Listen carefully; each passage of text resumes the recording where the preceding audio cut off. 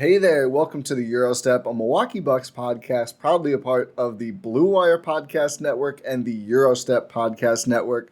I am Ti Windisch, one of your hosts, and I am joined as always by the little bit tired, but still full of cheer. I was going to say Christmas cheer, but it's August. Feels like Christmas because I got to watch Team Greece today. But all that aside, I'm joined as always by Rohan Katti, the one and only. Sir, how's it going? Good. I'm not my twin anymore. I don't know what that character was last All pod, right, but I'm glad to hear it. it's over. The bit's over. You got to try stuff sometimes, but I'm doing well. Obviously, it's good to see Giannis highlights back on the timeline. Him play basketball for the Greek national team, but doing well. Doing well, Ty. Yes, we are actually not here today to talk all about Team Greece. We will be by the latest next week, early next week, we will recap both of the first two games. So Greece played Spain today, Tuesday, as we record. Giannis looked great, 30 and 10 in like 20 minutes. He missed a total of one shot from two and one shot from three. Unfortunately, he also did miss 3 free throws, but still shot 70% from the line. But we will break down the whole team. Giannis, Thanasis, the two Milwaukee Bucks. Alex, unfortunately, as Eugene predicted on our last podcast, which was a preview of said Greek national team, he predicted that correctly. So go listen to that for a deep dive beforehand on Team Greece, but we will be back with more coverage. But today, we've got something, actually one more thing before we get to today's show. I just want to put out a plug. We haven't done this specifically in a while, I think. The Gyro Step Discord, the Gyro Group Discord, it's all of GSPN, because there is chatter in there every day on the Bucks, the Brewers, the Milwaukee Brewers. Let's not talk about that anymore, but the Brewers, there's Brewers chat if you're a masochist, and even the Green Bay Packers, other sports, all sorts of things, everything Wisconsin sports, we got it covered in there. And today I'm thinking about it even more because I watched the game because I am a person who may occasionally sometimes watch sports during the day on the job. And we had a nice little group, not even little actually, we had a nice group of Discord folks live chatting about the game. Every Costas moment, Thanasis getting in there and almost hurting guys as one does. Of course, Giannis's domination. And it was great. So if you want to chat about the upcoming Greek games or Brewers games or anything else, make sure to get in there. You can find the link at gspn.info. And also, one more benefit here. I did everyone tag with a link when the game went live. So if you're going, how do I watch this? I can't figure it out. We're going to continue to try and share links, make sure everybody in the cord is ready to watch because these games rule. Like we're going to do a full pod, multiple pods, but it is fun to watch this Greek team. So you're going to want to join up, not miss a single game. For sure. It's a great community. Check out gspn.info to get that link. It'll take you to a form so you can fill out we can get you into the Discord. Come have fun with us. It's a great time.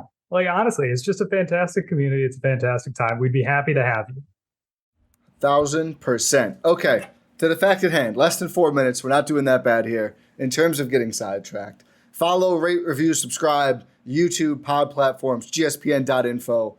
Find it. Maybe revamping gspn.info soon. TBD, BTW, FYI. Okay.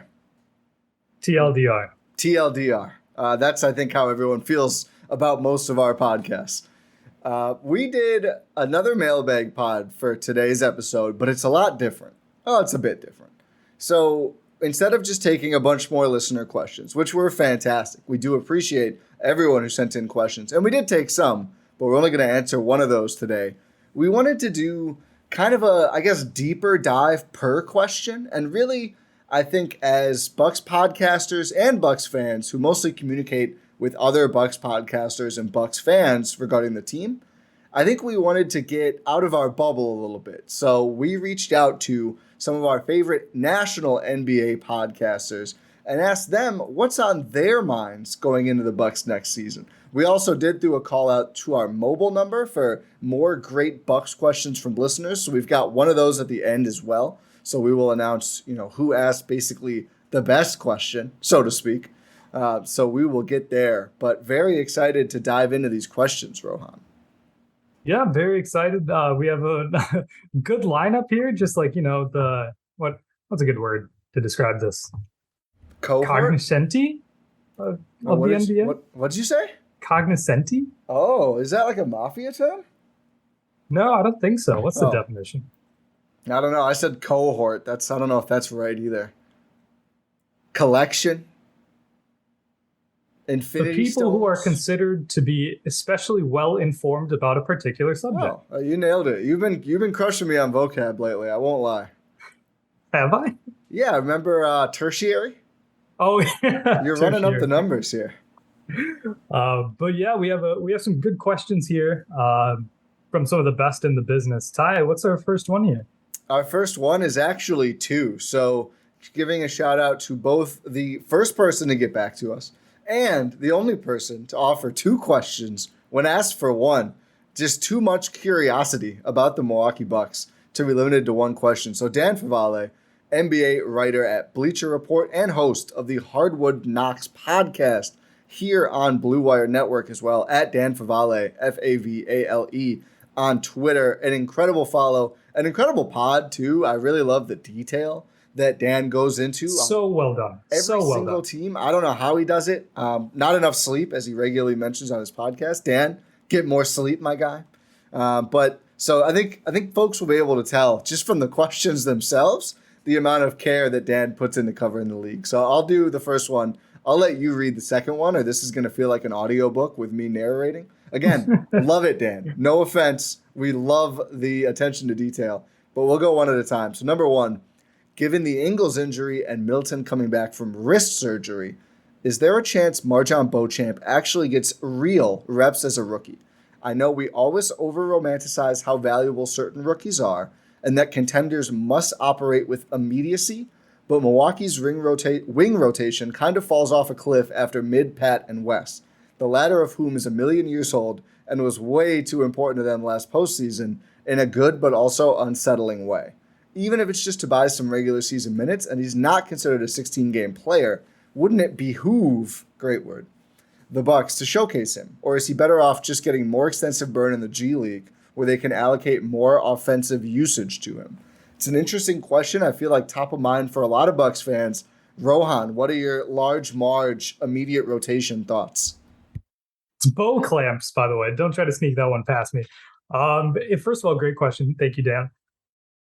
This is something that we've touched on a little bit in the past, right? We talked about in the pod after we learned that Middleton was going to be having surgery that, hey, this might be a chance for Beauchamp to actually get, like, he might get some starting minutes here with Middleton out for the start of, presumably out for the start of the regular season. Maybe potentially even. Potentially. Yeah. At least coming back probably a little slower. Yeah, there's a chance. Not to say it's neither confirmed nor denied. We have no idea whether he's going to be back or not. So if Middleton is indeed out, we postulated that Beauchamp might be able to actually see a starting role because, one, it's the start of the regular season. You want to get guys like the vets and the regulars, like sort of, you don't want to go too hard right away, right? Because you got to save your minutes for this team. This team, the postseason is obviously what matters most compared to the regular season. But if you get a guy like Beauchamp, like I feel like the hype has sort of died down a little because obviously summer league's over. We have Giannis playing now. Who wants to talk about rookies? But MarJon Beauchamp, we were all super, super excited to see him, like what he had to show after his summer league performance. We need to let that translate into the NBA, or at least we need to see if that translates into actual NBA basketball. The only way to really see if that's true is by trying it, right? You can't know if he's going to translate or not if you don't play him. Like 100%. Dan's right. The wing rotation is sort of does fall off a cliff after Middleton, Pat, and Wes. Can Beauchamp take a leap? Can he actually fill a role in the rotation? I think so. We've talked about it before. He has theoretically has NBA ready defense. He has good movement skills off the ball on offense. Obviously, he's not going to handle the ball a lot or do a lot of on-ball actions when he's playing for the Bucks in the NBA. He's not ready for that yet. But you have to get him some reps. It can be very, very useful. And we've seen it before. Bud's done it with Dante, their last first-round pick, the only first-round pick of the Bud era, realistically. So if you have, like, we've seen it before with Dante. I think we do see it again with Beauchamp. Yeah, you mentioned Dante, and I was pulling up the numbers here. If I look distracted on YouTube, that's why. So, and I do think this is not an original thought. I think Eric Name has covered it in detail. I know others have too. But you look at this idea that Bud doesn't trust rookies, Bud doesn't play rookies, etc. Like, just Bud doesn't play picks in the 50s, high minutes from game one. Probably a good idea on a contending team, quite honestly. But the 18-19 Bucks, I'll never forget. I was talking to, I believe it was Dave Dean, who was then the Herd GM, just chatting about Dante. I think this was maybe Chase Buford's intro press conference at that time. Unless it would, I don't remember, but it was some Herd event, and just chatting about Dante and the excitement, right? Because they hadn't had too many first round picks. Everyone was excited about Dante. And I kind of basically asked, are we going to get to see him a lot, or kind of assuming we'd get to see him a lot because Coach Bud, even I think that at that point, people knew he didn't love playing rookies. And, the Herd, it just seemed like a smart place. And I got some like mild pushback, like, I don't know if he's going to be down here. And I was like, yeah, we'll see. Of course, that's what you say. Dante did not start, but played at least 20 minutes in both of the first two Bucks games that season. He was basically a rotation player until getting injured about a month after he first debuted. In that first game, we're talking about a Bucks team that had Eric Bledsoe, Malcolm Brogdon, Chris Middleton, Dante, of course, Tony Snell, Sterling Brown, Pat Connaughton, who was certainly not looked at the same, but he was there, and he wasn't a rookie, right? He's a veteran. And Matthew Dellavedova, all at the guard, kind of two-ish position. Delly was there. I forgot about that. Delly was indeed there. But Dante plays 22 minutes game one. Only Ersan plays more on the bench, like doubles up Tony Snell in that first game, first night of the year. So I think certainly even with, the team is overall better now, especially with Chris either potentially missing time or maybe not playing a full load right away, we'll see. And Ingles certainly not playing for at least a couple of months. I think we will see Beauchamp get to play. Maybe not start as we posited. Maybe he'll be a starter if Chris is out. But I think certainly it would make sense for him to play, and I would expect that he will for all of the reasons Dan laid out. And I think the playoffs part, it'll just be, we'll see. We'll see. I don't think he'll be totally denied from it. I do think he'll have to play really well, or someone like Ingles would have to be kind of disastrous. But I think certainly there's a chance, and honestly, it'll probably be really important how Beauchamp starts off the season, because you assume there'll be more minutes for him early, barring other injuries, with Chris coming on slow and Ingles not going to be ready right away. Although you never know how a season can shake out. Yeah, like one thing about Bud is he gives guys chances to prove it. He gives them a short leash occasionally, depending on the player and how they perform. But he does give everyone a chance to really say, hey, what can you do out here? So he's going to give Beauchamp a look. I think so. Is he going to use him in the G League a lot? I doubt it. I don't really. Oh, that was my other stat. Do you know how many games Dante has played in the G League in his career? I think it's like 2, isn't it? 4. Or 1? 4? Oh, good. 4. Yeah, 4 total games. So it's not. They didn't do it very often. Maybe it'll be different. If it's really just like Beauchamp isn't playing at all because Ingles looks so great and everyone's healthy, maybe we'll see him down there. But they certainly did not take the approach of saying like, okay, Dante, you're just gonna play in the G League and that's where you're gonna be at. Yeah, so I don't think that's necessarily gonna happen. I do think they're gonna give him a chance. I don't know if we're gonna see him start game 1. I don't think so. Even if Chris is out, I doubt it.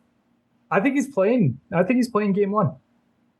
I think so too. As long as obviously if he's healthy and everything. Yeah, Dante, 18-19 season, 4 games, averaged 28 minutes a game, and that's all he ever played probably all he ever will play in the G League. So yeah, I think it's a good question, and I think most people, I would say, who are plugged into the Bucks expect him to play right away. It also helps that, when's the last time we've seen Milwaukee this high on a player they drafted publicly? Dante, if ever, since Horst took over. They were certainly high on Dante internally, but they didn't. I don't know if they showed. I can't recall if they showed it externally as much. Jason Kidd joked about DJ Wilson not rebounding well when they drafted him, so we're certainly, I think, higher on Dante on MarJon than we were on DJ Wilson.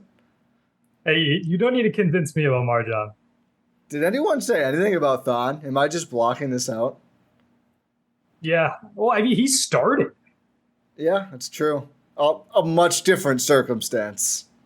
Yeah, that's why now with my Thon Maker Memorial start, where it's just like start him for 10 minutes and then he's out the rest of the game.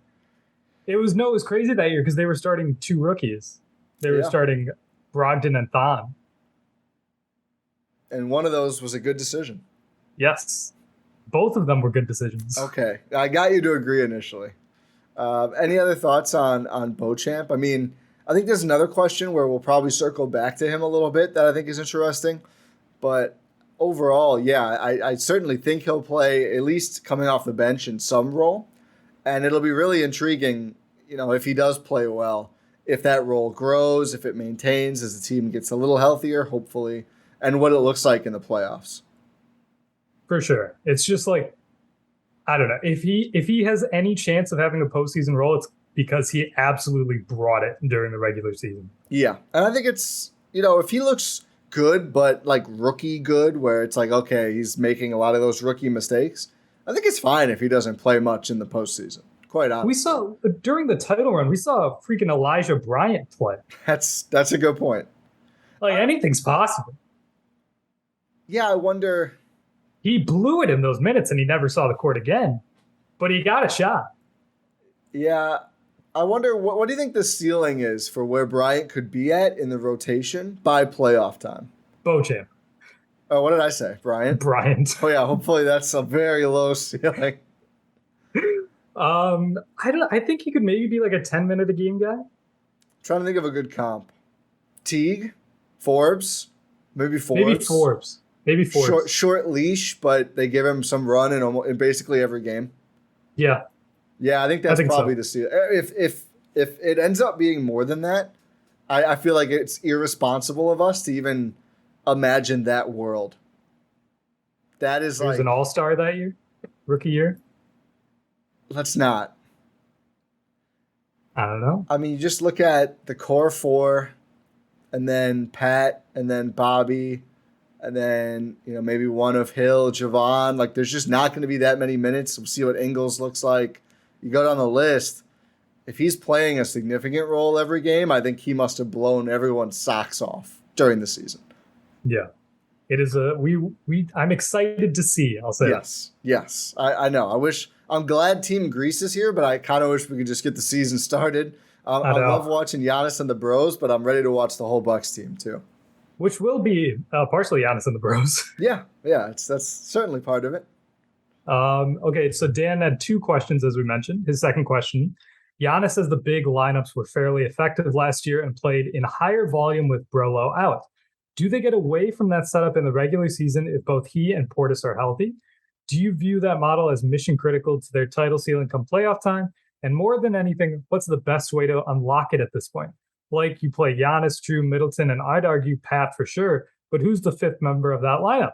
It's probably Wes or a healthy Ingles, but to me, it feels like they need to optimize that lineup configuration via trade. Is that fair, or am I going full inaccurate #national analyst here? So it's interesting. It's a great question. I think it's fair to ask. I don't know if they need to make a trade. I think it's Bobby. I think it might be Bobby too. I mean, I think that's. I think the Bucks at least a little bit think that, because I mean they kind of had to just for asset management and everything, but pretty substantial investment made in Bobby, and the trade kicker means that it's going to be hard to move him if he doesn't want to be moved. To me, it feels like they look at Bobby as a vital long-term piece. Maybe it's just pure asset management. I think it would not be very Bucksy to pay that kind of a price tag into the luxury tax for a player they don't see as vital. We've seen them last offseason make a really harsh decision on a player like that. I think they at least feel there's a good chance that Bobby Giannis 4-5 can be that smaller but still big enough lineup. And it gets a little confusing because, like, who's the big? Is Giannis the big? Is Bobby the big? They're kind of co-bigs, quite honestly. But I do think, and this is something I've thought about a lot this summer, I think that lineup is probably the one I'm most intrigued to see. The big three, I think Pat is a good call as a wing player in there. and then Bobby, that is probably the highest ceiling non-Brook two-way lineup. And it's going to be really fascinating to see how it goes. I think those two were overtaxed trying to do it all of the time, but hopefully getting more reps together as the front court last year, they can take that and build upon it this season, with that being more of a quote-unquote death lineup, not something they have to do every game. Because I do think there were diminishing returns on having those two play together as center all of the time. Like, I don't think that's optimal.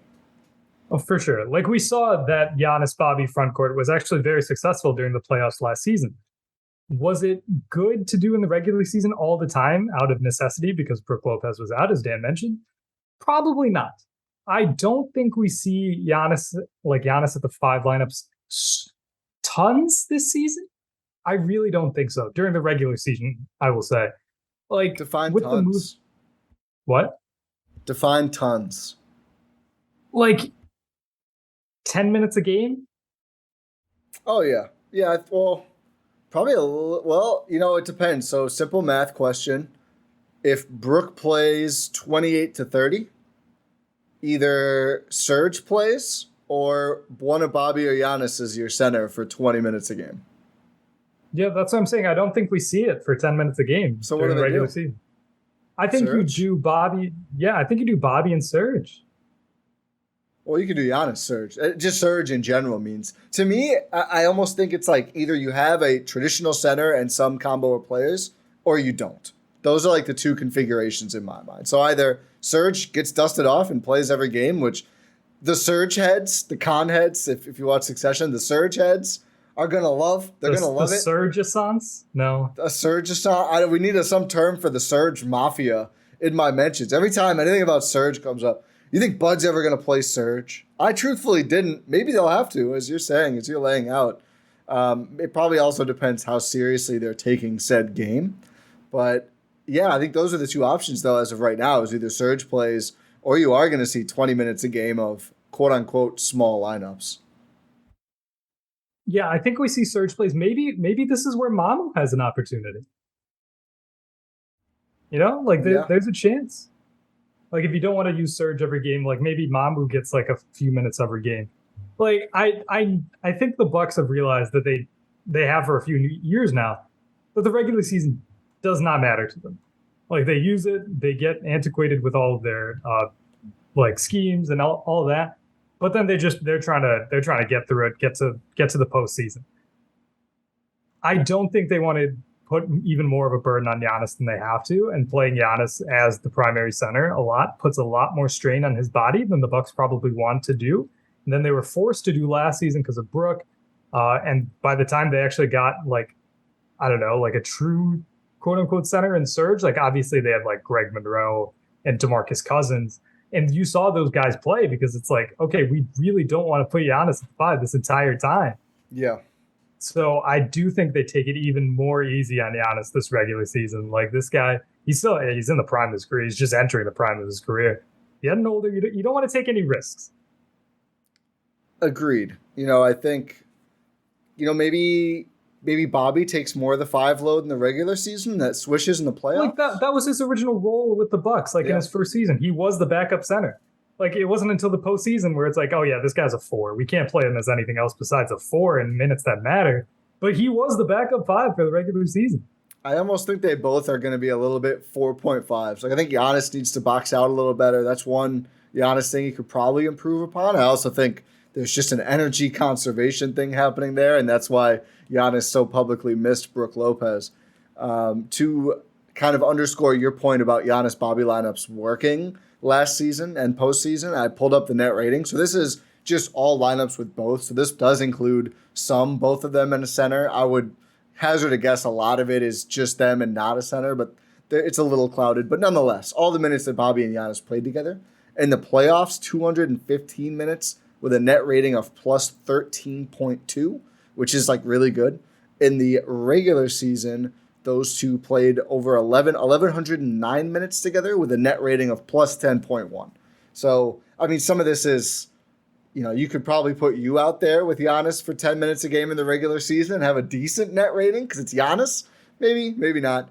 But I do think like clearly it worked to a certain extent. Like they weren't bleeding points in those minutes. And to put it in perspective, like in the regular season, Chris and Giannis played 1,300 minutes together, net rating of plus 8.0. So like the Bobby Giannis minutes better than the Giannis Chris. That's a noisy regular season and everything else. But still, like it worked. And I think expanding upon it and making that the default smaller lineup, it's intriguing, especially as Bobby himself combatively noted on Twitter.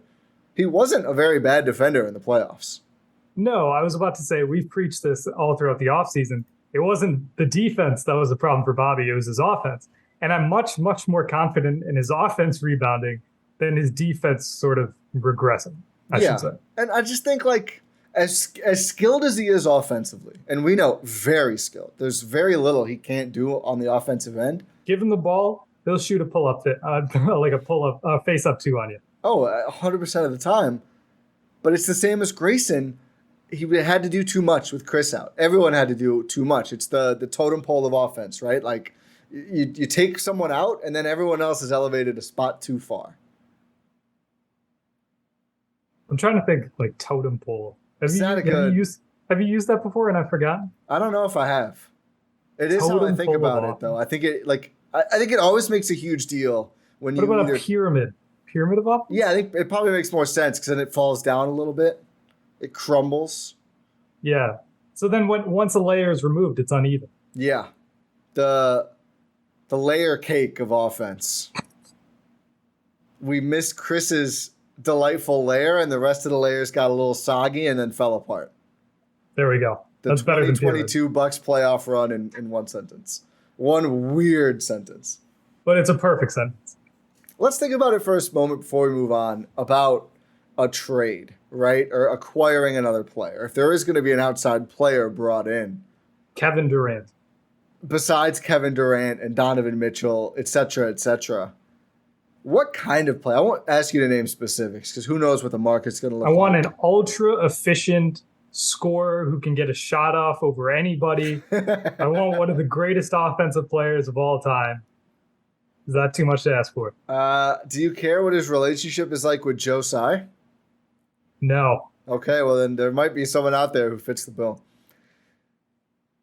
I don't even know what player type I'd be looking for, though. It's so intriguing. And I think we've had this convo regarding Grayson a lot of like, you've got to be pretty clearly upgrading. Like, I don't know this year.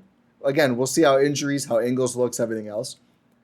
I don't know what player type you would just need to like acquire. Like, right? You just go like, oh yeah, they need one of those on the roster.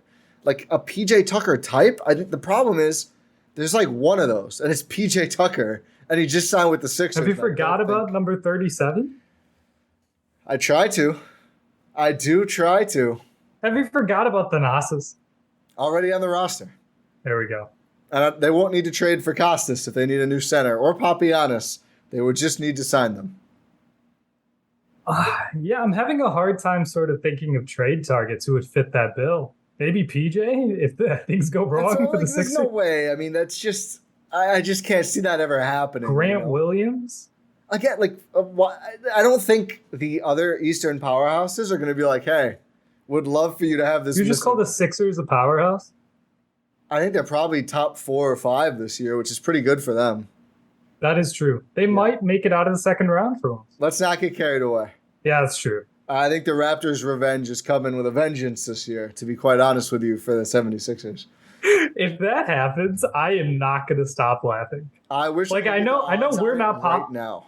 We are not popular in Canada. I know that, but I'm rooting for you guys in this situation. I feel like our approval ratings might be growing because we just haven't had a series in so long. That's true. And I think ever since then we've been relatively high after the Pascal Siakam debacle.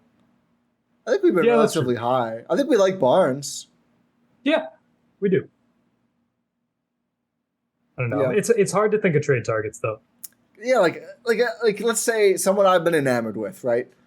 Kenny Hustle, which I don't like. They just extended him. I don't think they really want to trade him. If they even he can't be. He can't be. But even if he could, what situation do you really want to play Kenny Hustle over Bobby Portis or Pat Connaughton? Maybe slides in over Ingles. Is that the best you're doing? I think so. Realistically, Like, is it just injury prevention that we're looking for at this point? Yeah, like we've talked about it ad nauseum at this point. Like this roster is loaded. Yeah. I just think it's difficult. Yeah, it's difficult to make clear upgrades, especially with the guys who've been extended, who have contracts that fit Milwaukee's salaries. It's very, very complicated. This might be a trade deadline where Horst is quiet. I say that he's going to do something again. I think the most likely moves, one is if Serge doesn't look good, maybe they take another swing at a true backup five, because I do think there's probably some room between we're going to use our whole MLE on a center who might not play a lot of nights, and sure, Serge Ibaka, why not? I do feel like the team must be pretty confident that he's gotten healthier, given that they're signing him after having him in the building. Who knows? But I think that's a possibility. And otherwise, just like a backup shot creator off the bench if they're not loving Grayson, if Hill isn't looking good. But there's a universe where George Hill does bounce back, as I've already started to claim some George Hill stock quietly and bounce into the George Hill redemption arc. And there's a world where you're like, yeah, Serge is fine. He's not great, but he's fine, and they don't really need to do anything. Maybe they are quiet for once. Who knows? I think a lot depends, too, on how Ingles looks. I think there's just question marks. But right now, as it sits, I'm not like, oh, yeah, we need some sort of a move to happen. Yeah, maybe Serge just hated Luka Vildoza and didn't want him to shine, and that's the reason he took a lot of shots. Like, maybe that's the only reason that happens. Maybe he was onto something after watching too much Bucks Summer League. Not great stuff from Luka Vildoza. No, unfortunately not. Lindell looked good, though. Lindell looked great. I would love that news to come any day. Not that I'm rooting against AJ Green, but I think Lindell was a superstar. For sure. Next question. This is a fun one. So, Richard Jefferson, host of the Road Trippin' Podcast, NBA champion.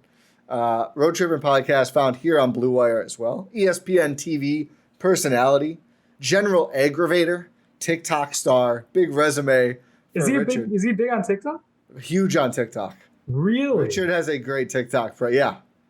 Really good TikToker. On Twitter, it's at rjeff24. You probably already know Richard Jefferson, but that's the @ I relayed this through some friends with the Blue Wire studio. Shout out to my guy Jeremiah for that. But so maybe a little bit of confusion in translation, although I think it still counts as a Bigs Bucks question. Here is the thoughts of Richard Jefferson. Quote, he says there really are no weaknesses. The question is, can Connaughton take the next step? And then if they stay healthy, they're the favorites out of the East again. So three vastly different things going on. One, Richard not buying the Celtics hype, which I love. We love to see. Two, there are no weaknesses, which I think is interesting. And then three, can Connaughton take the next step? I don't even know how to process that question. I'm excited to think about it more. I feel like maybe he's tapped into something that's really prescient, because Pat has gotten significantly better over the last 3 years. And I feel like we almost just assumed that would stop because he's a pretty elite role player. I mean, I said his jersey should be in the rafters. Coincidentally, we have a 2-4 jersey rafters merch available on gspnstore.com that maybe correlates there, maybe doesn't. Who can say? But what if Pat does get better? What could that mean? And what would the next step look like for Pat Connaughton, who's already, Dan's question, penciled in as a closing lineup kind of player? I think the next step for Pat is more ball handling responsibilities. We've seen him navigate and be a successful player off ball. We've seen him be a good shooter. We've seen him be a great defender. We've seen him just do a lot of things on the basketball court. One thing that we started to see last postseason against the Celtics when Chris was out is Pat's like, oh God, if I'm going to have the ball, I guess I should be able to do something with it. His ability to be a pick and roll ball handler, to be able to create his own shot, I think that's the obvious next step for Pat, is it not? I can't decide if it's that or if it's just more shot volume and more touches, maybe not touches, but maybe more shots off the ball. I think then we run into the same issue with Grayson, though.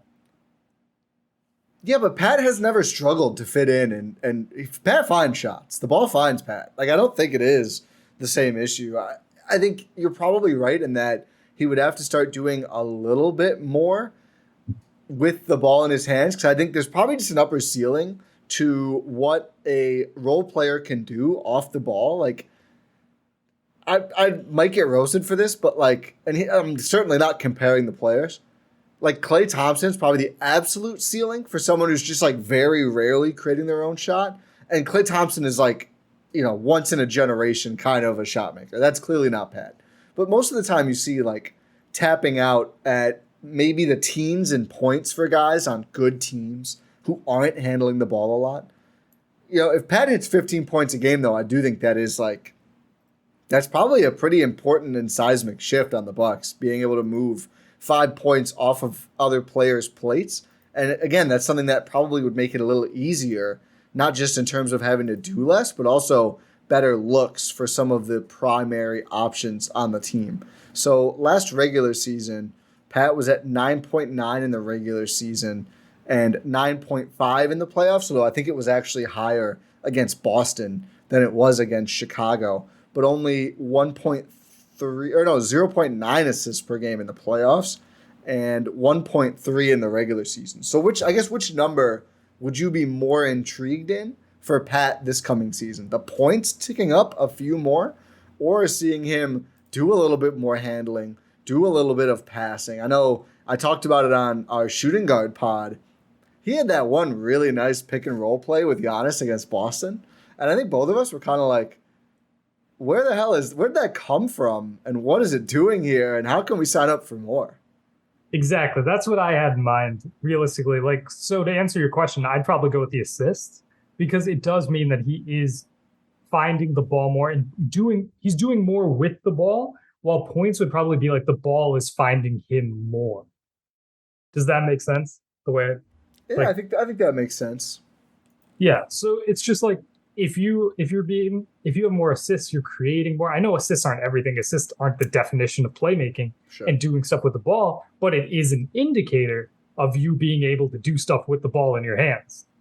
So if I did have to say one of those two numbers to go up, I would probably say his assists, because like I said, Pat Connaughton as a creator, I've said this before, you just need as many creators on the floor as possible, because when it's playoff time, it's intense basketball, defenses are going to guide the ball to the player that can do the least with it. So you want to be able to have as many guys on the floor who can do many things with the ball in their hands, which is why you need to be able to have guys to do that. So Pat being able to up his playmaking responsibilities, to be able to do more with the ball in his hands, whether that is initiating offense or running some set actions or anything, that would be a massive, massive help for the Bucks, and also just the next step in the evolution of Pat Connaughton as a player.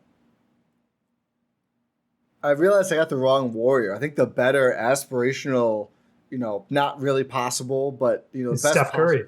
No, it's Wiggins, right? Wiggins is, he's the number one overall pick, so it doesn't really work, but that's what he's become more or less. And I think he's not going to Pat will never get there in scoring, but regular season Wiggins, in addition to his 17 points per game, 4.5 rebounds, 2.2 assists, 1 steal, and about 0.7 blocks, where, Pat was, about 10 points, 4 rebounds, so the rebounding is pretty solid. Again, just 1.3 assists and just under 1 steal. So, the scoring will never get to Wiggins' level. And Wiggins is, again, he went first overall in large part because he can score, just not quite well enough to be a true number one, or I think a true star. Although he did start the All-Star game. Maybe he is a star. Maybe we're just idiots. But it's he was the second best player for them during the playoffs. Yeah, that's probably true. Who is an aspirational role player? Yeah, it is true. For Pat. I think I love KCP. He's kind of already there statistically. I think he's already at KCP level. Lakers KCP was like a 10-point per game guy. You look at his career in Detroit, and last year he was like 13, 14, but those are worse teams, so there were more shots for him. I think Lakers KCP might be a good shout because he was their third best player. Yeah, for that title team. Which Pat will hopefully never again have to be in a playoffs, although he kind of was the last postseason, which was a problem. So maybe KCP is still the. But it's like if you have the ability to reach that level but don't need to be at that level, I think that's what you want. That's what you aspire to have on your team, is guys who are overqualified for their roles. Like playoffs. if you let's say like, this is not comparable at all. But let's say if you have Kevin Durant, or I won't say Kevin Durant, I'll say Kawhi Leonard. Kawhi Leonard, proven multiple, like he can be the best player on a title team, right? Imagine if he is your second best player. It's overkill, right? Yeah. Like that's what you want. That's what you want on your team. You want overkill at these positions. So if you have a guy who's capable of being your third best player, but is actually your fourth or fifth best player, that's incredible. Yeah, I don't know. I also think that Lakers team was such an anomaly. I think it's going to be really hard for a Pat or KCP level player to be top 3 on a championship team again. I think the Warriors were not deep, but they had Steph, which helps. And then they just had a lot of guys who passed their prime, but it's still Clay and Draymond. You have Wiggins, who, again, former number 1 pick. Draymond was not there. He wasn't. He was helpful in some. He was pretty helpful in some games. Really bad in some games. He was like their 4th best player. 4th or 5th. Poole. I'd say he was their 5th best player. Porter. Yeah. Draymond might be out of the top 5. It's complicated. Because it's Steph, Wiggins, Clay, Poole, Otto, Draymond? What if it's defense for Pat? What do you mean? What if the next step is his offense mostly remains as is, but he improves further on the defensive end? So, how? He becomes, an apex? No, not apex. I think right now I would mostly term Pat's defense as fine. What if we move that up to good? I think he's that good. You think he's that good? On ball against, solid wings. Obviously, if it's LeBron, LeBron's going to do whatever. Or whichever, apex wing player. I think Pat is good. It's just the problem is his size. Yeah. And you can't really improve that unless you get that bone enlargement. Is that legal? Do you think that's legal for NBA players to get that bone enlargement surgery so you get taller? I hope no one ever does that. If not, why haven't people done that? Why, if Isaiah Thomas can't find a job, why is he not getting that surgery? He's always said, don't do this. No. Isaiah Thomas has always said if he was 6'3", he'd be the best player ever. Be 6'3" then. Go ahead, go do it. I don't think you should advocate for this seemingly experimental surgery. It's not. It's a thing. Here, I gotta look this up. This discomforts me, but I just worry. I bring it up because maybe it's off ball. Maybe it's do a little bit, not too much like he did, but a little bit more passing lane stuff for Pat Connaughton because he's almost reached the apex of role player production. You look at past championship teams, and I read KCP's numbers with the Lakers. Danny Green on the Raptors, who people loved, right? 7 points, 3.5 rebounds, 1 assist per game. It's really hard to be much better offensively as a 4th or lower option than 10 points, about 5-6 rebounds. There's just not enough production there when you get to the playoffs. So I don't know, maybe a little off ball, maybe a little passing lanes, interruption, maybe that's it. I don't know exactly. The handle would be really interesting. And I think I've already talked a bit, and we both have, about, he's become so good as a role player because Pat can shoot, and he's done the high hand shoot. He can shoot right away. And we like the way he drove and finished last season. Maybe it is adding, now when he drives, he's better at hitting another shooter or getting it to Giannis on the inside. And he does that twice a game, and that opens up the offense. Maybe your initial take was the most correct. I just don't know how much, scoring-wise, we can hope for at this point, because it's already a pretty substantial amount of points given Chris, Giannis, Drew, Bobby Portis, etc., Grayson, the list goes on. It's just only so many guys are going to score in double figures. So this surgery is possible. Okay. It costs $70,000. That's nothing for NBA players. It's a lot for normies. But it's a thing. It's actually a thing. They break your femurs and then what is it? What exactly? Do they stretch you on a rack too? No. So what do they do? So they cut your bone and then in half, and then they basically have an extender put in, screwed in. So it's the part of the bone is separated. So it's just elongated. Sounds like a horror story. It's a thing. Yeah. Let's just move on, Dr. Rohanstein, to the next question. I'm getting perturbed by your fast. Were you 5'10" at one point? You seem really invested in this being a good idea, Rohan. I've not had this surgery, but I do think, like, man, Isaiah, if you're listening to this and you want to try it, like, why not at this point? He's either going to do this or not listen to us anymore if he is. Those are the two options. Any other thoughts on RJ saying Bucks no weaknesses, top in the East, and Pat's next step? I think, yeah, we covered Pat's next step. Like, we've talked about this team it's deep. They have answers at every sort of position you would want. You can throw out a bunch of different lineups if healthy. Like, you can throw out defense first lineups. You can throw out offense first lineups. You can throw out switch everything. You can throw out drop. You can throw out like hedging scheme, like types of lineups. You can do anything you want if you're the Bucks. You're so malleable because of the personnel that you have. I think RJ's right. I think they're the favorites to come out of the East, regardless of what the Celtics do. We'll see. They have the best player in the world. Yeah, they do have that. The next question, I think, gets a little bit at one of their more interesting supposed weaknesses. I think it's valid. So Jason Maples, tremendous Twitter follow and host of the Temple of Hoop podcast on all things NBA, also here on Blue Wire. Just so happened we had our Blue Wire friends asking for this episode. Wasn't mandated, but a shout out to our Blue Wire podcasters for getting back to us and providing some really great answers. So at JJ Maples 55_MST, Maples asks, are you sold on the Bucks' athleticism outside of their core three? Outside of Giannis, Middleton, and Drew, the latter two being over 30, it seems to be their biggest issue. They looked overwhelmed physically in that Celtics series, is why I'm asking. I think this is a really good question. Yeah. You are sold or you're concerned? No, I am concerned. This is something that I've been concerned with for a while now.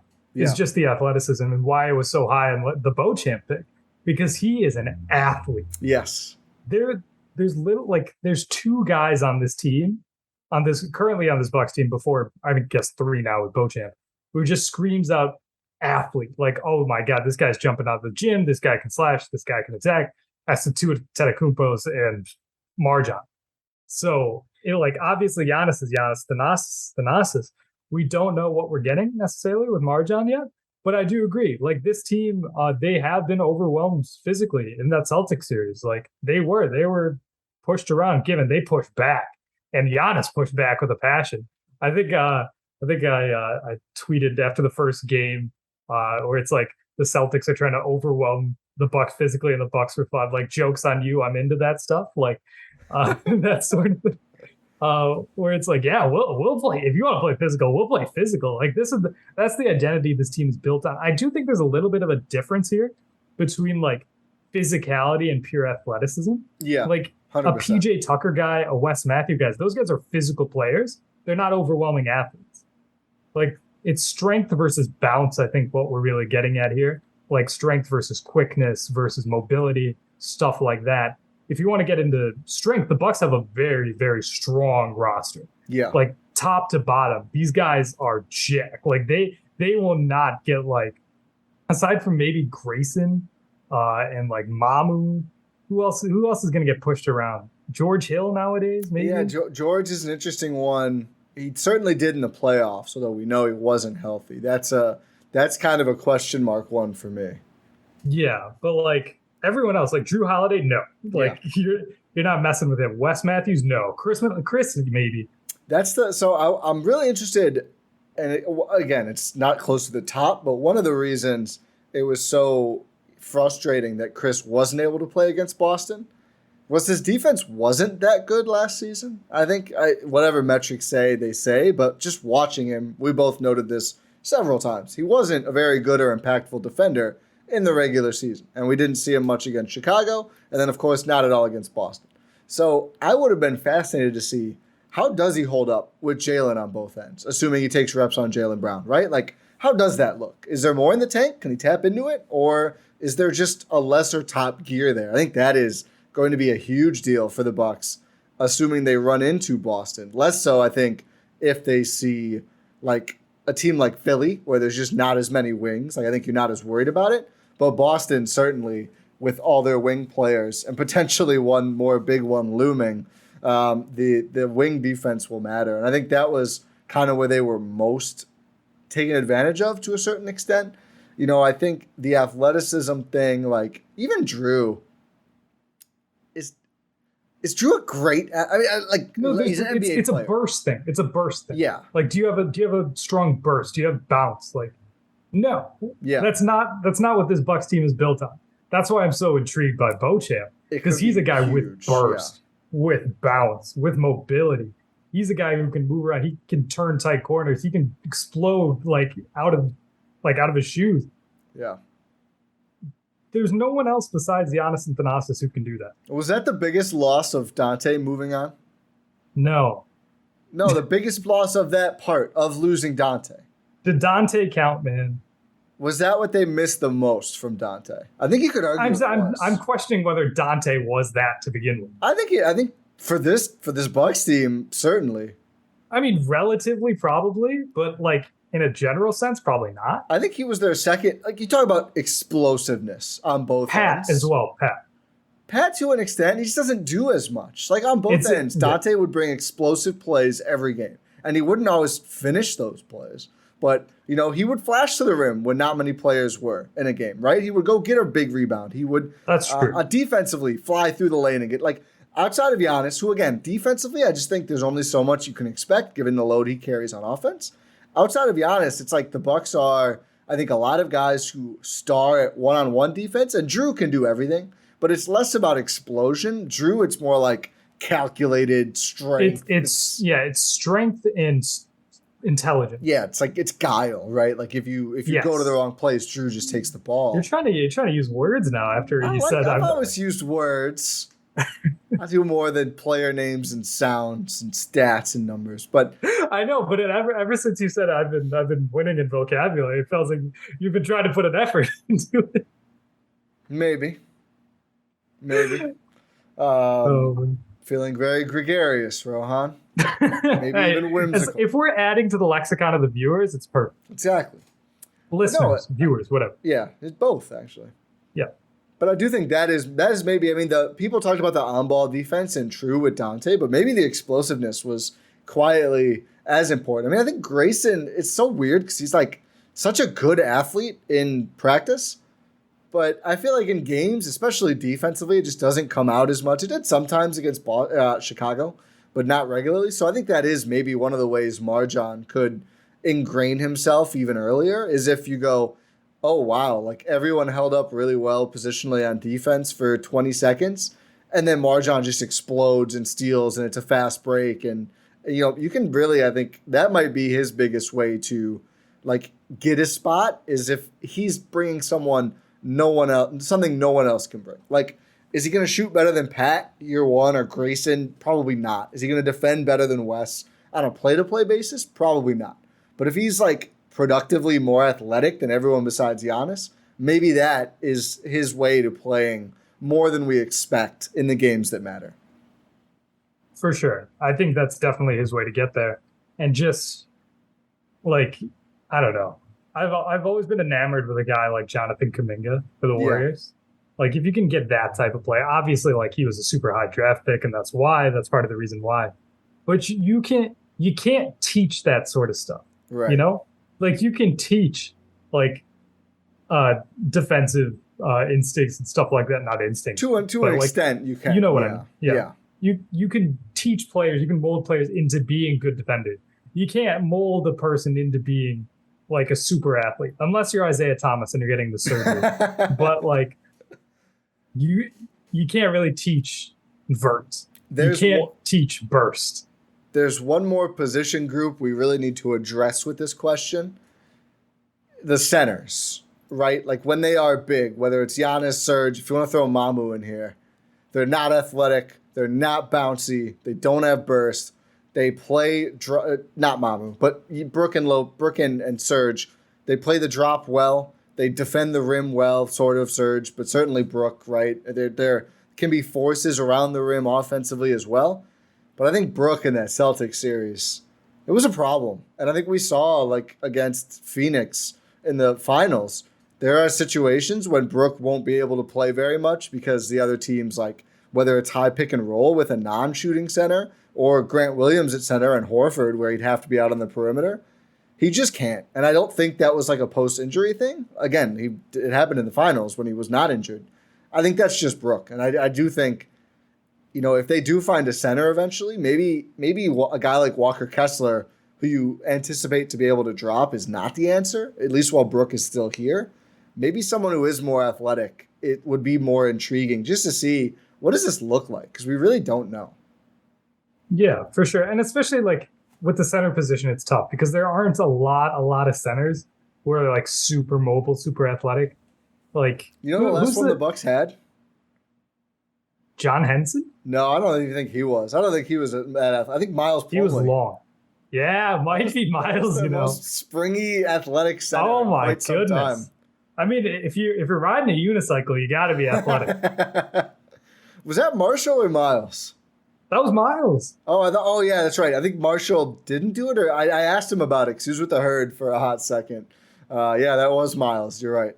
Unicycle to the strip club, Miles Plumlee. He rode all the way to Silk. It's not that far of it. No, we looked it up. What were we recruiting Harden? Was that the joke there? Yeah. It's like a block away. Yeah, I vividly remember Google Mapsing it to figure out the exact mileage as part of our pitch. I guess it didn't work. And not too mad at it? Yeah, no. I mean, Bucks fans overall probably too low on James Harden at this point, but not too mad at it, no. Yeah, not too mad at it. But athleticism, wow, at center, it's tough. And it's not going to come as currently constructed on this roster unless you're playing small. Super small. Yeah. So, and that's just like that's what a center is. They're big dudes. Yeah. That's why it's impressive. Like that's why Giannis is so impressive. He's 7 feet tall and can do all this stuff. Like it's a rarity. Yeah, we've talked about how hard is it just to like a flawed replica of Brook Lopez. It's been really hard, right? There's just not that many drop centers who can make themselves useful enough offensively on the Bucks. Now it's like, yeah, can we actually get one of those who's also athletic and springy? Like, not sure that player exists. No. It's 5 years ago, Brook Lopez. Prime Dwight? Oh, yeah, it's prime Dwight. That now we're talking something. Anthony Davis, maybe? Yeah, probably. You could probably say prime Anthony Davis, too, based on the way he's looked the last 2 years. But yeah, he does not move the same. I don't even know if he was that. Was he? I guess he was pretty athletic, too. Yeah. Prime Dwight. He put on a bunch of weight. Prime Dwight, prime Shaq, those guys, like when they were really strong and fast, like that's a different level of dominating the paint defensively, but also just jumping out of the gym. We like an Artis Gilmore. Whoa, okay. You've been playing a lot of my team? No. I recognize the greats. Yeah. I do play my team. Yeah, I was gonna say. I feel like we really haven't had like the dominant centers. Like I guess you could say Giannis. I don't know if I'd call him a true center. I don't think he is. But right now it's like Jokic, certainly not that. A fine athlete, but not that. Embiid, who is like just too big to be that fast. Embiid is fast for a guy who's 7'3", 250. Let's put it that way. Yes. Maybe like a Kareem? Yeah. Early Kareem, probably. Like Bill Russell, someone like Wilt. Yeah, Bill Russell, R.I.P. We used to have a lot of, R.I.P. Bill Russell, the saddest NBA news in quite some time. But yeah, it's just not a ton of springy centers. And if they were absolutely dominant. Yeah. It's not someone the Bucks can acquire. No. I mean, listen, if they somehow luck into the second coming of Dwight Howard, it's going to be a fun next decade. Maybe it's Dwight Howard currently. It's not Dwight Howard currently. I can say that much. Is he still a free agent? I think so. Yeah, I'm kind of surprised JaVale got a deal first and for much, much more if Dwight gets signed at all. But yeah, he's still a free agent. Like he was at WWE, I think. He's going to have fun no matter what. That's what we know about Dwight Howard. Did he stop eating 10 pounds of Skittles a day? I think he did. But you know what we do know about Dwight Howard? What? That he likes Milwaukee. Shout out Gus Johnson. He told me he likes Milwaukee. What was the? It's like what I think Gus said. He asked him about Dwight. He's like, you never know. I like Milwaukee or something like that. About his impending free agency or something before he signed with the Hawks. Yeah. Got a bag from them too. Yeah. All right. Last question. I think thank you to our 3 national NBA podcasters for their, I think, really allowed us to look at the Bucks a little bit differently. So thank you to Jason, Richard, and Dan for the great questions. Now, again, we said we picked one listener question. We already hit an hour through 4 questions, which is very us, but that's okay. There's a lot to talk about. And a listener who signed as Sam W. asked us one more question. I think not something we haven't discussed, but probably haven't dove deep on. Dove, dived, like all those words are giving me hell on this podcast. But Sam asks, out of everybody coming back, Jevon Carter seems like the only player without a defined role. Where do you guys think he'll fit in with the team this year? Is he the primary backup point guard? Are him and George Hill now in a position battle for that spot? Or is he further down in the rotation and more of a just depth piece? This is intriguing because I feel like Bucks fans and us on the show have mostly kind of glossed over the Hill-Carter thing and like, oh, it's kind of an issue. We hope Hill is better. We hope Jevon plays. I don't know where I stand currently. I guess I need to figure it out by the time you're done talking. But what are your thoughts on Carter's role? I certainly agree out of, Bobby, Wes Matthews, and him, he's certainly the one with the least defined. I mean, you could argue it's less defined than Ingles, who I think is going to likely walk into pretty significant wing minutes. Yeah, for sure. Like we saw this last season. Everyone was clamoring for Jevon Carter to play when George Hill was playing. It's just what I would like to see is Jevon start off as the de facto backup point guard. Like not even point guard. He is a backup guard. Like he is in the bench 5, I think is a good way to put it. Like if we assume Middleton misses a bit of time and we see Grayson and Wes start, I think you have to see Jevon play. Like there's no other option. And even when I should say Chris Middleton comes back, I think he is sort of in a position battle with George Hill. And that's an upgrade over what he was last year. Because last year he was just the 3rd string point guard. That's all he was. He was the 3rd string point guard. If Drew and George Hill are both healthy, Jevon's not playing. I think now you see both Jevon and George play, especially like George Hill, very old. Is he healthy? Who knows? Obviously wishing for the best for George Hill. But if you I want to see there to actually be a positional battle between those two. I want them to be on equal footing, at least on equal footing, because that's not what they were on last year. Yeah, I think it's interesting to think about, like, they're not exactly the same position. Maybe they both slot in at the 1. They do different things. I won't say very different because until pretty much the Celtics series when Bud foolishly asked him to guard Tatum, Hill was still, had a very strong positive defensive impact on the Bucks. Matt Moore shared some of the rotation data. Like, Hill is near the top of the league in terms of positive impact on a defense on your team. So I won't say very different, but I think, you don't ask him to do probably the same things you asked Jevon to do, or at least you shouldn't. Like, I think Jevon, you put him on a smaller offensive player and say, hound him 94 feet, raise hell, spot up for some jumpers. Did a little bit of off the dribble work that was intriguing, but Hill is more of solid team defender, good ball mover, better ball handler, play initiator, that kind of a thing. So it might be the same minutes, but I think it is a different role. And I think it's kind of interesting. At some point, there's going to be an odd man out of the 1, 2, 3. So let's ignore the Chris injury for now. Drew, Grayson, Chris are going to start at those positions. Then you've got George Hill, Jevon Carter, Pat Connaughton, Wesley Matthews, MarJon Beauchamp, Joe Ingles. Some of those guys are going to slot in at the 4. And I think, maybe Serge doesn't play every night. Bobby, Giannis make up the backup 5. And then you can slot, let's say, more Pat in at the 4. But even if you take Pat out of the conversation, We're talking about, let's just assume 3 backup spots. Let's just talk about a 10-man rotation. Maybe it's more some games, maybe it's less. Certainly in the playoffs, we would hope it's less. But that's still George Hill, Jevon Carter, Wes Matthews, MarJon Beauchamp, Joe Ingles for essentially 3 backup spots.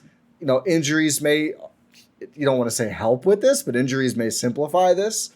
But if the team is ever fully healthy, which we hope, this would be a good problem to have, Bud's going to need to make some sort of decision there. And it's going to be fascinating to see, once Ingles is back and healthy, who doesn't play. I think Jevon is maybe the betting option after what happened last season, but he was also really good, and now he's going to have more time to integrate himself with the Bucks. So I'm not sure exactly. I think Wes will always play unless there's some demise we don't see coming. I don't know. I think this is probably the most interesting part of the roster is like this 1, 2, 3 backup thing. Like, how does it shake out? It's going to be really important for the Bucks and Bud to get it right, though. I do know that. For sure. Like, I think you made a good point there. It's one thing that isn't brought up enough is that Jevon Carter was brought in near the end of the season. Yeah. And it's hard to get acclimated in that situation. The last guy they had, I keep coming back to PJ Tucker, he was a trade deadline acquisition, which is before the buyout deadline and stuff like that. So even he had more time, even though he was hurt. Jevon Carter came in with less time to get acclimated with the team. He had 2 guys clearly ahead of him in the rotation. It's hard to really make an impact there, especially when you have a playoff run coming up. Now he's gotten an entire summer. He's playing with the guys. He's been with the guys in Greece. He's been with the guys in Vegas. He's in Milwaukee now. According to the Bucks Instagram, at least. That's not any reporting or anything. But he's in Milwaukee. He's working on stuff at the facility. Everything is he's ingrained in this team now. That is a good sign to see him actually getting rotational minutes. But you're right. Your overall point is right. Him and Hill have 2 different roles. How does Bud manage those roles is going to be very, very interesting to see this coming season. But I think I'll still say I think Jevon plays at least 20 minutes game 1. I don't know. I mean, look at... at least 15. Probably largely depends on Chris. 15 feels more reasonable. I think Pat and Bobby, if they're both coming off the bench, if they both play around 20, then there's just not enough minutes left. But it is worth reiterating that point of when he came in. Despite the injuries, PJ actually played more total minutes in the regular season with the Bucks than Jevon has so far. Same amount of games, PJ played a little bit more per game, even with missing so much time due to injury. And PJ was brought in, as a playoff rotation role player. It was pretty obvious all along. They had that whole Augustine didn't work out, DJ Wilson never got it together. That was the intent and purpose. Jevon Carter was brought in interesting player who was available, and they had roster spots after the Dante trade. It's such a different circumstance. The fact that he was in the conversation, I think, really shows to how quickly he acclimated himself and how well he played.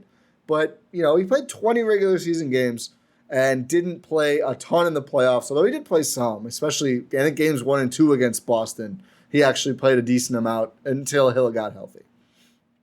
I think now with the team for 82 before playoffs, it'll give a lot more... He has more time to realistically build a case to play over Hill. And who knows over who else by the time we are to playoffs. I mean, I think centering the convo on those 2 makes sense because I don't know who else you're looking at and going, oh, yeah, that's a 1. But, Grayson continues to struggle. What if Hill and Jevon both look good? Maybe those 2 play in some playoff games and Grayson plays less. I wouldn't expect that, but you never know. And I know a lot of people still want to see Grayson traded too, so he's not even a factor. So we'll see. I will say, just a quick Grayson trade note. Bucks will probably be first in their division. I think unless you're getting a better player, as the Brewers demonstrated last week, you should not trade. You should not sell if you're first in your division at the deadline. Just going to say that. I know people in the NBA believe more in addition by subtraction. I get it. At the same time, you probably should not sell if you're first in your division at the trade deadline. So for me, it still needs to be an upgrade. And then if you're upgrading Grayson, that's even less opportunity for someone like Jevon, but that's a whole nother can of worms. Yeah. And maybe if, like, let's say you do trade him, maybe don't just cut the guys to get back. Yeah, maybe don't trade him for a guy you cut, a two-way player who stays in the G League, a worse guard, and so, like Terrence Ross, and then I don't even know it, and then another guy in the G League, actually. Yeah. What a mess. It's just an absolute mess. Shout out to Adam and Andrew for doing what they do. Can you imagine if like the Bucks did something like that and we had to wallow? I mean, yes. Yeah. Yes. I can. But Yeah. not this year. Not this year. Not this year. But do we have anything else on Jevon? I think that's it. I think we're both energized. I think it would be hard for him to match the level he played at with the Bucks last year, but if he can do it, I think he's going to be able to make a case and have a true opportunity to not pencil, but maybe pen in a real, even if it's that Forbes spot we talked about, even if it's that Teague spot. Like Teague, I think, played more than Jevon by late in the Celtics series. Like, I think he should at least be able to get to like 10, 15 minutes in playoff games, which is helpful. And that's not a bad thing for a player who bounced around the league and was released a couple months ago. Yeah. But as he told us, he's happy to be in Milwaukee. Exactly. And hopefully the Bucks make him even happier to be in Milwaukee by playing. Yes, sir. Hopefully. We shall see. But no, thank you, Sam, for the question. And I think that's our mailbag wrapped up, Ty. It is. Thank you very much to everyone who asked questions. And honestly, we might put some of the other ones we got in our back pocket when we put out the call in our text line, because there were a lot of good ones. There were a lot of good ones in there. Yeah. Shout out to everyone who did ask questions. So yeah. And if you'd like to be subscribed via SMS so you don't miss the next time we put out a call like this or alert about an episode or whatever it is that we're going to be doing, we're all over the place. But you can text GSPN to 31032, and then you'll get signed up and be in touch with GSPN. Yeah. It's fun. It is. We do have one more segment here, Ty. We do. It is Choose Your Fighter. I thought of this one yesterday because it was here in Milwaukee. I know everyone listening to this is not in and around the state of Wisconsin, but here in Milwaukee, it's been very warm, very hot, very humid, very muggy, just a little uncomfortable. What do you do when you get something, when it's feeling like that and you're like inside, it's like, oh man, what can I do to cool down? You get an ice cream. Oh, yes. You do get an ice cream. This is a two-parter. So this is a two-part question. First off, what's your ice cream flavor of choice? I'm not even going to give options for this. I don't really discriminate, but this might be, I'll give you one. I just want to make it, I'm not very picky about ice cream. Anything with like little nougats or like nuts or chocolates in the ice cream is elite, like a Moose Tracks. Untouchable, like so good. Like the ones Ben & Jerry does, all of them. Oh, yeah. I do indulge in some mint chocolate chip, though. I do enjoy it. I know people are split on their opinions. I don't understand why people hate it. I like it, too. I think it's a truly elite combination of flavors. People are going to stop listening to this because we both think that, but we're an hour 14 in. I think, thank you for your service up until this point. If you're still listening, we'll live. Please don't stop, though. Yeah, please stick around. We do like mint chocolate chip, though. We do. Mint chocolate, is that your flavor of choice? Yeah, I mean, I don't know if I can count, ice cream with stuff in it. I feel like that's not really a flavor. That's almost let's take out anything, any additives. Yeah. Let's take out additives. Mint chocolate chip for sure. Okay, but you're at an ice cream parlor or something, and they just have straight flavors. What are you getting? Mint chocolate chip. No, I said take out things with additives. Oh, there's chocolate chips. You count chocolate chip as an additive? It's added in the ice cream. Yeah, that only leaves like 2 flavors. What are you talking about? What do you mean? It's like chocolate, vanilla, or strawberry at that point. Oh my God, Ty, you need to get out more. What other ice creams have no stuff? There's a lot like mango. There's sherbets. There's like sherbet, isn't it sherbet? Yeah. What did I say? Sherbet. Oh, I always thought it was that too. It's a very confusing word.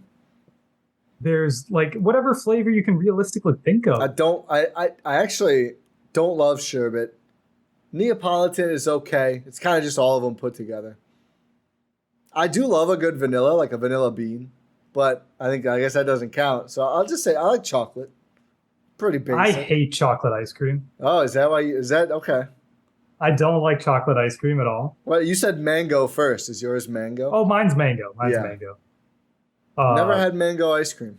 Really need to try it. It's so good. Like peach ice cream's really good. Never had any of these. Like black currant, that's good. Had black cherry. That's pretty good. No, currants are different. They're a different fruit. Yeah, I figured. But yeah, you need to try more ice cream flavors, man. I have to get out more. Dr. Rohan, telling the kids to eat more ice cream. No, I go mango, but chocolate ice cream is not good. Like I like chocolate. I don't like chocolate ice cream. It's not good, and I will go to my grave thinking that. What about chocolate custard? No. Culver's? Really? No. You're saying no to it. Someone gives you chocolate custard from Culver's. You're like, yeah, I'll pass. Yeah. What's your go-to Culver's? What do you get Vanilla. in terms of dessert? Oh, just okay. Yeah. Can't go wrong with the vanilla custard from Culver's. It's a fact. But my second... Yeah, exactly. Please. My second part of this Choose Your Fighter is, are you going dish? Are you going cone? Or are you going like a, I don't know, like a, what am I trying to think of? Like a chocolate bar, like an ice cream bar or something. Oh, I do love a good ice cream Sammy. I will say, here's a hot take. I went to, and I'll shout them out because it's a good local business, even more local than Culver's. Kelly's Creamery, I believe in the Fond du Lac area.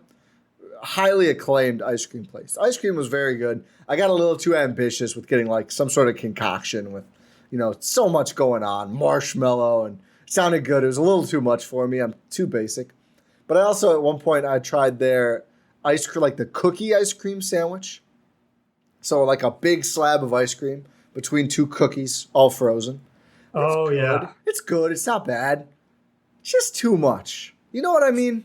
It's like when you're at the fair and they're like, here's bacon wrap, fried alligator, orangutan, burger, drizzled in chocolate. It's like, okay, can I just have 2 things? Do I need 14 things?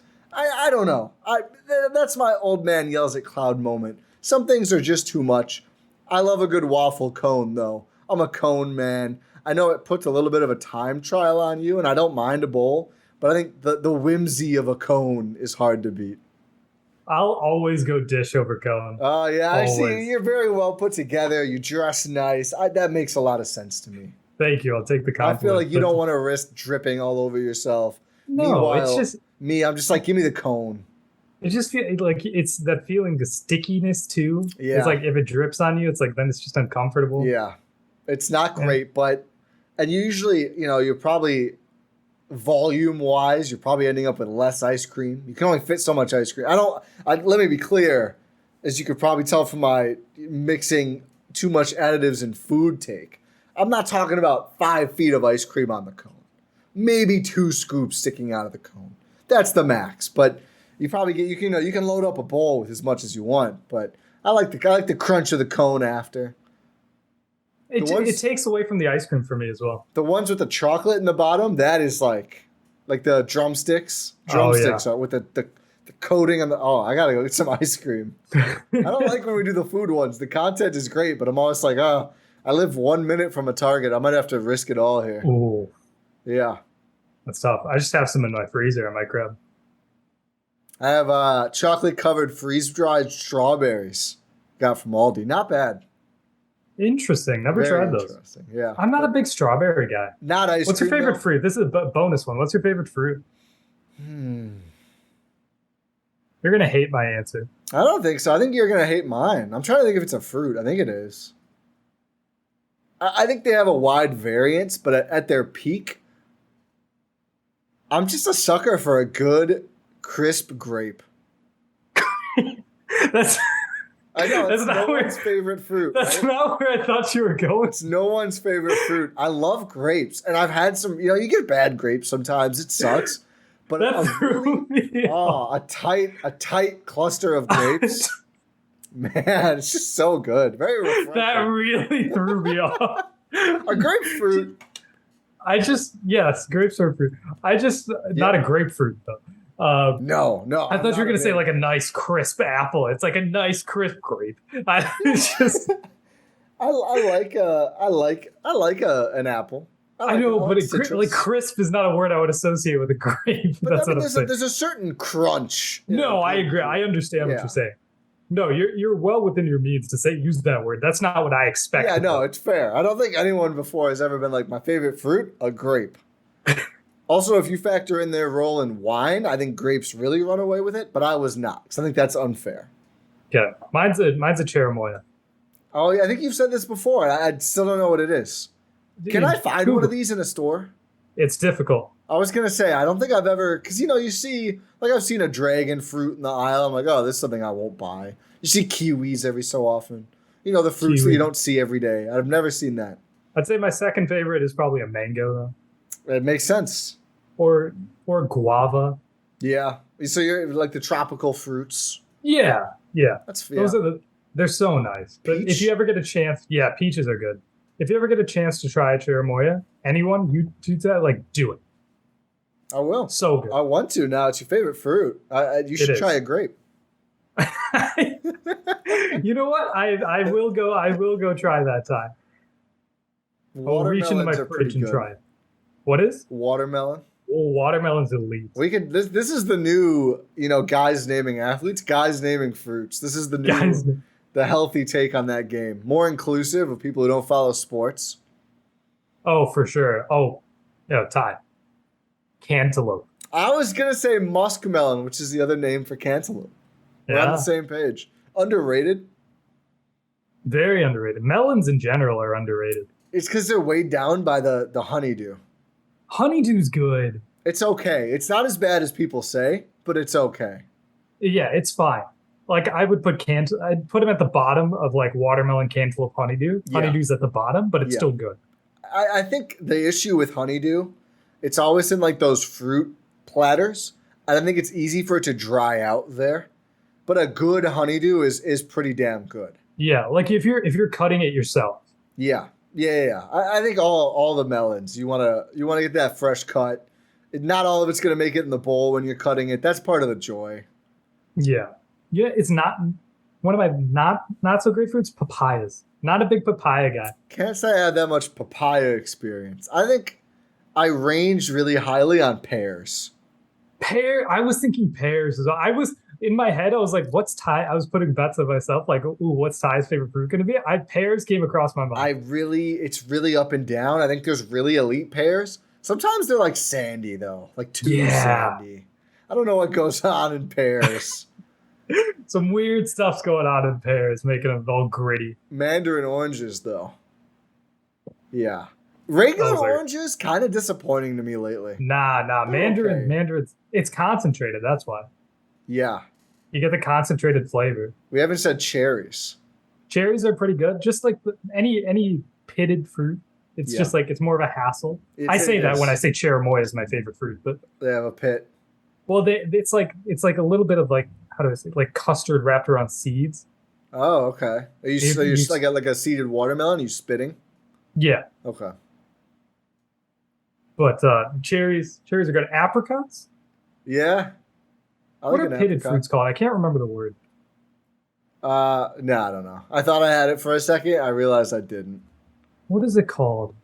Stone fruit. That's what they're called. Yeah. Yeah. Can't go wrong with like a raspberry. We're going to go on forever. We should end this podcast. I'm glad we said raspberry. Blueberries are good. Raspberries. Blackberries. Yes. All the berries. I don't know if they missed. Blueberries are overrated. That's my hot take. Yeah, I agree. Blueberries are very overrated. Kind of mushy. Raspberries are too, but raspberries are worth it. Yeah, they have a tight window or a small window of when you can actually eat a blueberry, and it's like they have such a wide range. Like you could be within that window, and they're still super sour, and you're like, great. And the problem is with some of these berries, not blackberries, which get sold in the world's smallest container. If you want a good deal on blueberries, you need to buy a pallet of blueberries. It's like, okay, I don't want to eat that many berries in 2 days. Mm. We have a lot of thoughts on fruit and berries. This wasn't even my choose your fighter. I should have kept this one in the bank. Yeah, well, maybe eventually. Well, we know our preferences now. We'll circle back in a year when we forgot. We can make each other choose fruits. I'm sure we've repeated these. No, we have. I remember hearing about the cherimoya before. That's true. Vaguely, but yeah. I think I talk about it too much. I miss them. My sister texted me yesterday that she had one, and I've been thinking about them ever since. I feel like I need to do some sleuthing. I really want to find one now. Me too. It's like I found it once at a Meijer. I was gonna say, are we talking like Meijer Pick and Save stores, or is it like, are you going like, the smaller grocers? I don't know. There's no guarantee of it being anywhere. Like I said, I've seen it once in a Meijer, but once. Mexican grocery store, or no? Is it not really? I don't know. It's tough. Well, yeah, if anyone out there has a cherimoya hookup, let us know. Let me know, more importantly. Any cherimoya plugs listening, please reach out to Rohan expeditiously. Yes, please do. Isaiah Thomas, get that surgery. Yep. And here we are at the end of another episode of the Gyro Step here on the Gyro Step Podcast Network and the Blue Wire Podcast Network. If you enjoyed the show, thank you, first and foremost. But make sure you subscribe wherever you're listening to this podcast platform of choice. YouTube, make sure you're subscribed. Check out gspn.info for all of our links, Substack, Discord forum, whatever, just everything. GSPN is on there. Make sure you leave a 5-star rating and review on your podcast platform of choice. But yeah, until next pod random, and we'll talk to you next time.